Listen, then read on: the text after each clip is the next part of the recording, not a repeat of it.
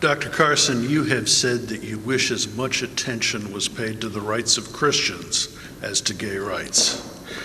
Regarding Religious Freedom Restoration Act laws like the ones in Indiana, where do we find the balance between the growing right of gay marriage and the rights of Christians to oppose and not take part in those ceremonies and weddings?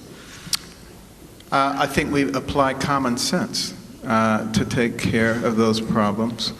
But the other thing that's going to be important is courage. You see, I believe that everybody is covered by our Constitution and the constitutional rights. I don't care what their age, their race, their sexual orientation, they are protected by our Constitution. But the Constitution doesn't give any group extra rights. It doesn't tell anybody that they get to make extra rules and that they get to force everybody else to believe the way that they believe. And once we begin to understand that, I think these kinds of situations clear themselves up. Some people think that I hate gay people, that I'm a homophobe. I'm not. Jesus Christ was not a homophobe.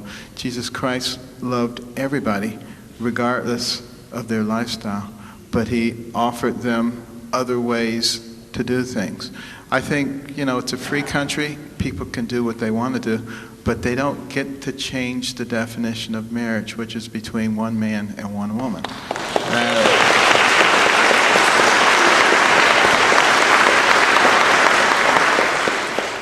And I'm concerned by the fact that we're not paying attention to the Constitution the way we should. The Constitution tells us that civil matters should be handled at the state level, not at the national level.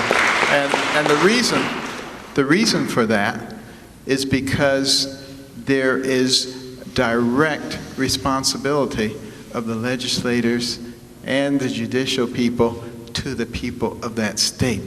They have to be elected, they have to be approved.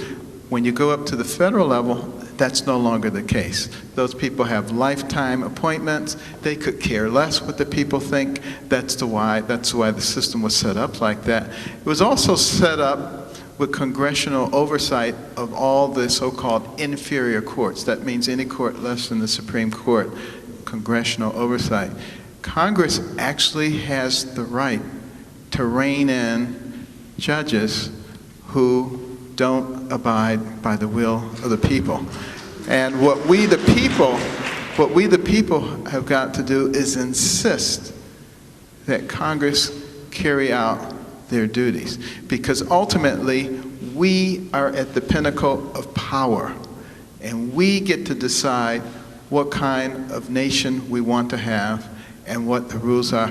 And if we abandon our responsibility, the void will be taken up by others, and they may not necessarily do what we the people want them to do.